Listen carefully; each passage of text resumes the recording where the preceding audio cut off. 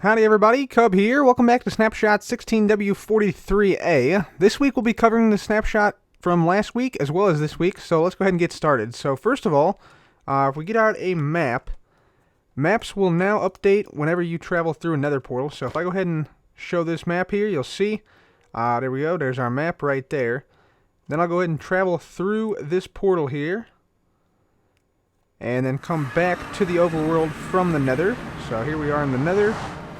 And yeah, we can go right back through to the overworld, and you'll see that the map will still update now.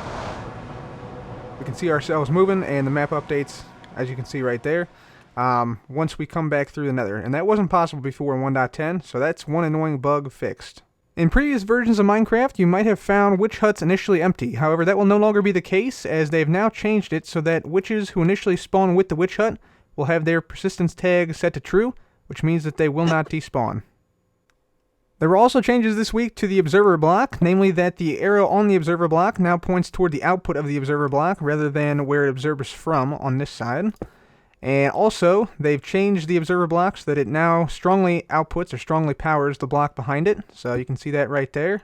So you can now, take a signal out the side, and it will light up the lamp or whatever else you have on this side. Here's another demonstration of that same principle. So very happy about that change, that it now strongly powers the block behind it. However, they did take out the air gapping. So if we do something like this, for instance, and we put, let's say, a lamp down here, the air gapping is still out, so it doesn't strongly power the air block behind it. You have to actually, put blocks in between, like so, and then it'll work right there.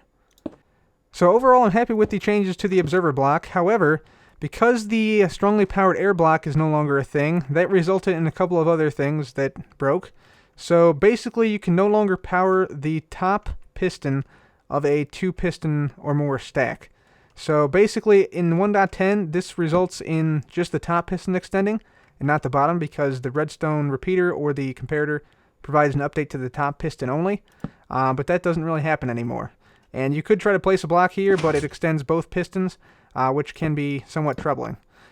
So, yeah, that is a little bit concerning. Hopefully this is addressed in a future snapshot or a future update, but for right now, that's going to break quite a number of doors and things like that. Another change this week is that the fishing line bobber has now been fixed, so it will now sit on the water instead of one block above the water, which is a nice little change. One obscure bug fix is that snow layers will no longer place on the opposite side of a block if placed on the side of other snow layers with a block where the snow layer would normally go. So basically, if I click here, the snow layer no longer shows up here. And this actually breaks my hidden snow door, which works in 1.10. I'll provide a link in the description if you guys want to check that out. But unfortunately, it is now broken in the snapshots. There's also a new death message this week if you are squished with a lot of other mobs in the same block as you. So if I go ahead and drop in here, you see it says Cubfan135 was squished too much.